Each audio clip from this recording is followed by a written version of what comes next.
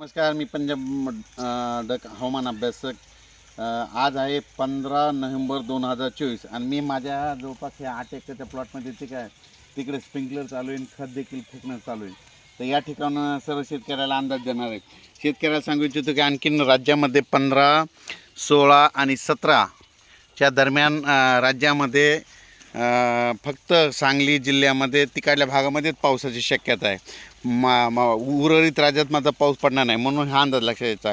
म्हणजे सांगली, सातारा, कोल्हापूर तिकडल्या भागामध्ये पावसाची शक्यता आहे, म्हणून हा अंदाज सांगली जिल्ह्यातल्या द्राक्ष पट्ट्यातल्या शेतकऱ्याला सांगू इच्छितो आणखीन फक्त उद्याचे दिवस म्हणजे 17 तारखेपर्यंत तुमच्या इकडं मात्र वातावरण खराब राहणार आहे, म्हणून हा अंदाज लक्षात यायचा.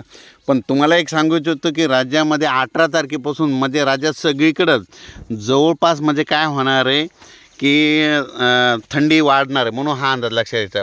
म्हणून राज्यातल्या सर्व शेतकऱ्यांना लक्षात घ्यायचं, राज्यात 18 तारखेपासून थंडीची लाट राहणार आहे. चांगली जोरदार थंडी सुरू होणार आहे. सकाळी सकाळी उठल्या सगळ्याला स्वेटर घालावं लागतील. अशी 18च्या नंतर राज्यामध्ये थंडी येणार आहे, म्हणून हा अंदाज लक्षात घ्यायचा.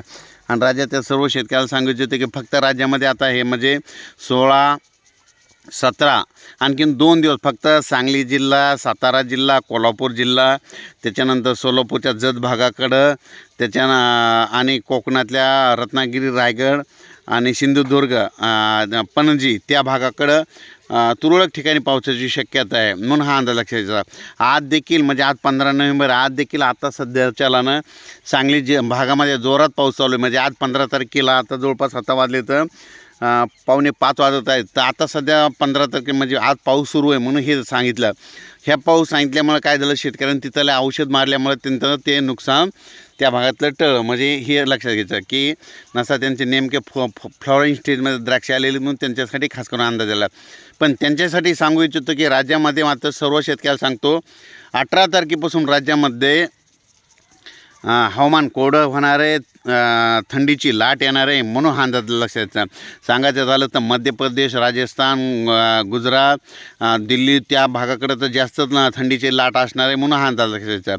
आणि महाराष्ट्रात देखील 18च्या नंतर 19पासून पारा घसरणार आहे, म्हणजे जवळपास 12-13 अंशावर पारा येणार आहे, म्हणून हा अंदाज लक्षात येतं. म्हणून राज्यातल्या सर्व शेतकऱ्याला सांगू इच्छितो की राज्यामध्ये 18 तारखेपासून म्हणजे 18 तारखेपासून थंडी राहणार, म्हणून हा अंदाज लागला. खास करून ही शेतकऱ्याला अंदाज दिलेला आहे.